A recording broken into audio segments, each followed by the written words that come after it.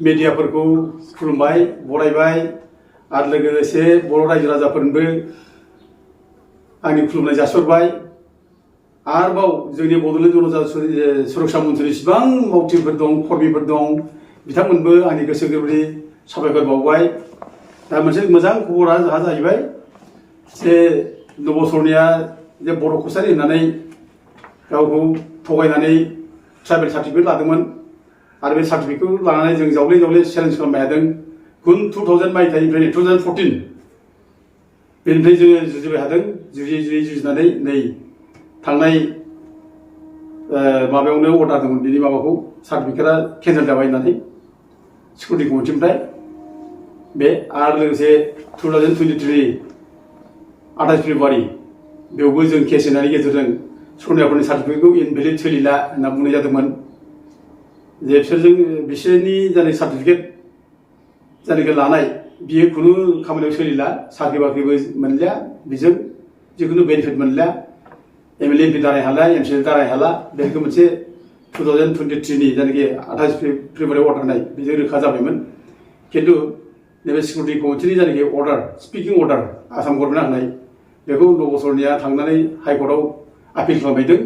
ओमफ्राय बे हिसाबै थांनाय 27 थारिखखालि हाइकर्टआ मोनसे इन्ट्रिम मोनसे अर्डार होदों सिंगेल बेन्चआव जे बिनि सार्टिफिकेटआ आपातत सोलिथ'गोन ओरै होनना बुंदों। अबसे बिनि सार्टिफिकेटखौ केन्सेल खालामखाबाय थेवबाबो सोलिथ'गोन होननानै सिंगेल बेन्चआ बेखौ माने अर्डार होना होदों। दा बिनि उनाव नै आसाम गभर्नमेन्टनिफ्राय बाव एडभकेट जेनेरेलआ थांनाय सुनिबारखालि मोनसे चेलेन्ज खालामबावबाय। दा पिटिसन होबाय, पिटिसन होनानै नै दिनै बिसार जाबाय। मैया बिसार जादों। मैया बिसार जानायनि उनाव मैयाथ' जेबो अर्डार होआखिसै, राय होआखिसै, रिजार्भ लाखिबाय अर्डारखौ। ओमफ्राय दिनै अर्डार होबाय। जानाखि 27 थारिखआव नबसरनिया मोनसे इन्ट्रिम मोनसे अर्डार मोनदोंमोन आपातत बिनि सार्टिफिकेटआ सोलियो आरो बेजों एमएलए एमपि दाराय हागोन बेबायदि मोनसे अर्डार जादोंमोन। दा बेखौ नै दा मैयानि जानाखि बिजिरनाय बे बिजिरनायनि गेजेरजों दिनै अर्डार होबाय जे बिनि जानाखि इन्ट्रिम अर्डार होनाय हाइकर्टनि बेखौ सेट एसाइड खालामबाय, दानना होनाय जाबाय, बिनि माबाखौ माने बोखारनाय जाबाय। दा बिनि सार्टिफिकेटआ सोलिला। दा बे फैगौ पार्लामेन्ट इलेक्सनाव बे गेलेनो हाला, बे फाइनाल जाबाय। बे जोंनि थाखाय रंजानांगौ बाथ्रा, खुसि मोननांगौ बाथ्रा। दा बेखायनो जों दिनै माने जों गोजोननाय फोरमायबाय, धन्यबादबो हरनाय जाबाय जे स्टेट गभर्नमेन्टनि जायनाखि एडभकेट जेनेरेल बिथांमोनहा जे जोंनि केसखौ सिरियासलि लानानै जे नबसरनियानि सार्टिफिकेटखौ केन्सेल खालामबाय, हाइकर्टआव अर्डार होबाय। बे जोंनि थाखाय गोजोनथाव बाथ्रा। बे जों धन्यबाद होयो आरो हाइकर्टनि जायनाखि डिभिजन बेन्च बे डिभिजन बेन्चखौबो जोङो धन्यबाद होयो। दा मोनसे बाथ्रा जादों बे माने हाइकर्टआव सिंगेल बेन्चआव बे मोनसे पिटिसन होदोंमोन, पिटिसन जे बे माने स्पिकिं अर्डारखौ लानानै दा बे केसा सोलिबाय थागोन। बे केसखौ दानि नैबे दिनै जायनाखि अर्डार ओंखारनाय बे अर्डार ओंखारनायनि गेजेरजों डिभिजन बेन्चआ बुंनो हाबाय जे बे केसखौ इमिडियेटलि फोजोबनो हानांगौ थाबैनो। आरो फैगौ 5 थारिखआव मोनसे माने थारिख लाखिनानै रेजिस्ट्रारआ बिसार स्टार्ट खालामनांगौ, सानफ्रामबो डे टु डे बिसार खालामनानै बिनि केसखौ फोजोबनांगौ होननानै बुंनाय जाबाय। दा बाथ्राया बेनो, बे केसा जोबगोन। बे जोबखानायसै बुंनो थाङोब्ला बे देरहानाय बाथ्रा गैया, बे जोब्बाय होननानै जोङो दा बुंनो हासै। माने जेरैथिंबो बे जेनजोब्बाय। दा हिसाबै जोङो बे फैगौ जायनाखि पार्लामेन्टारि इलेक्सन बे इलेक्सनाव बे गेलेनो हाला, बे जोब्बाय। दा बाथ्राया जादों बे नैबे जायनाखि नबसरनियानि सार्टिफिकेट केसखौ लानानै जे जों दिनै जोंनि गेजेराव खायफा बुंनो नागिरलाबायो आंसो मावदों, हारसिं मावदों, बे जिनिसा दुखुनांथाव, बिदि बुंनो नाङा। बे गाज्रि मोनथावथाव जायो गावजों गावनो। बे खुनु खारनाव बे जिनिसा गनायथाव नङा बियो। मानोना 2014 जेब्लानाखि ट्राइबेल संघआ माने सार्टिफिकेट होयो नबसरनियानि बर' कसारि होननानै लगे लगे जों तामुलपुराव जायनाखि काउन्टार साइन होदों माबाया सिभिल एसडिअ'आ,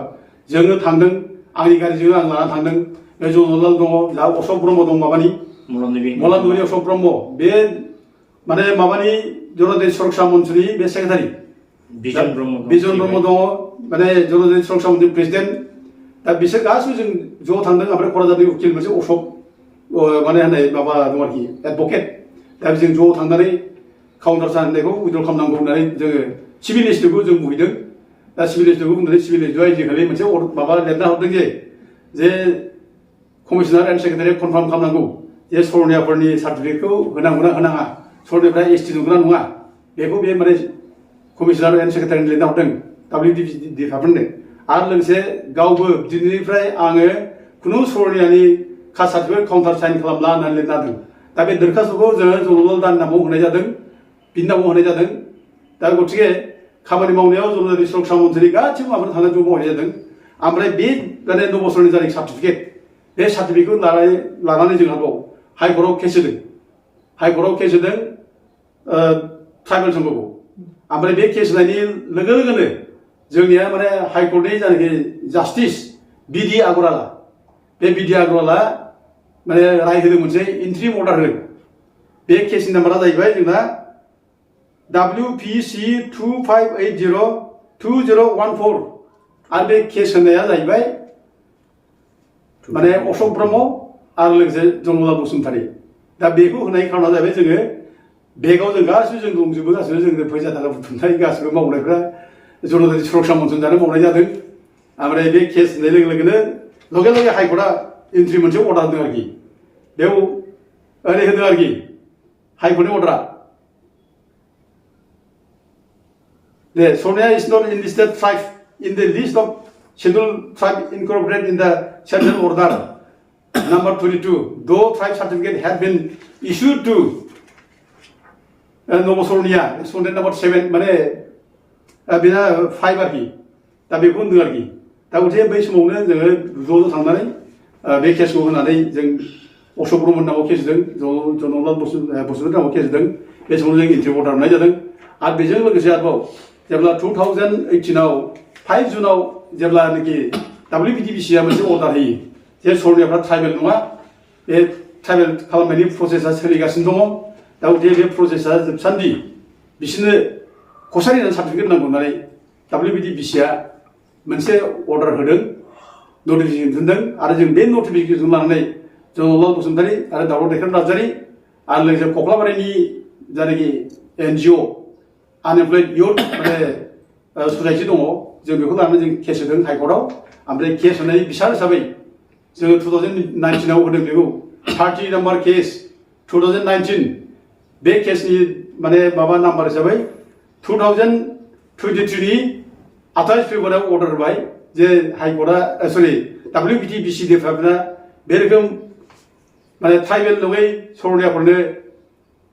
कसारि सार्टिफिकेट होनो हाया बे भुल बियो दा बेखायनो WPDBCआ बेखौ गासिबो थाइम लाफिनजोबदों आरो बे समावनो सरनियाफोरनि सार्टिफिकेटआ गासिबो इनभेलिड जादों सरनियाफोरनि सार्टिफिकेट इनभेलिड सरनियाफोरनि जायनाखि ट्राइबेल सार्टिफिकेट लानाय बर' कसारि बा कसारि लानाय बे इनभेलिड दा गथिखे जों बेयाव आं मावदों सोरबा मावदों होनना बुंनायनि बाथ्रा नङा बे केसनि नाम्बारखौ नायबानो जायो बे सोर सोर दङ दा सिकिउरिटि कमिटियावबो जों जेब्ला साबमिट खालामो पिटिसन साबमिट खालामो जेनेबा नामा जनरल दानि नाम जानो हागौ खिन्थु गासिबो मेम्बारफ्रा दंजोबो जों ज' थांनो नागिरदों सिकिउरिटि कमिटियाव चन्दन ब्रह्मनि न'आव जोङो थांनानै ज' माने रायज्लायहैदों बिनि न'आवनो ओंखाम जालायदों बिनि न'आवनो बिदा बिगैखौ लिंहरनानै रायज्लायदों आरो चन्दन ब्रह्मनि न'आव थांनानै जुदि जोङो रायज्लायहैयाबा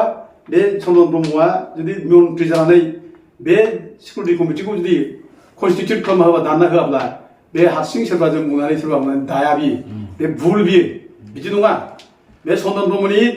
बे बुंनायावसो अर्डारनायावसो बे दादों बे स्पस्ट खोथा आरो चन्दन ब्रह्मआ बे जायनाखि मन्थ्रि जायो बे समावनो 2018आव जायनाखि 5 जुनाव जायनाखि अर्डार होदों बे अर्डार होनायनि बेरेखा जों केस होयोब्ला चन्दन ब्रह्मआ रागा जोंगौमोन बोराबगौमोन आरो बोराबदोंबो आरो जनरला दाखौ रायदों बिरादनो बिनि न'आव जेब्ला थाङो खोब गाज्रि बेखौ बेबहार खालामदों बिनि न'आव आं दिनै बेखौ रिपिट खालामनो नागिरा आं दाखालिबो बुंखांबाय बेखौ नोङो सासे समाज बिरोधी मानसि एन्टि ससियेल मानसि बायदि जानानै गाज्रि बेबहार खालामदों बेखौ जायगाखौ नुवाखै दा थेवबो उनाव जोङो थांनानै चन्दनखौ जों रायज्लायनानै चन्दन न'आव जायै लोङै खालामलायनानै जोङो बे सिकिउरिटि कमिटिखौ जोङो माने थाबनो अर्डार होनो थाखाय खावलायदों दा जोंनि जायनाखि केस होनाय माने सिगांनिफ्राय जाबोनाय बेफोर फैदों दा जायहक जों दिनै बेफोर जायनाखि जालांबाय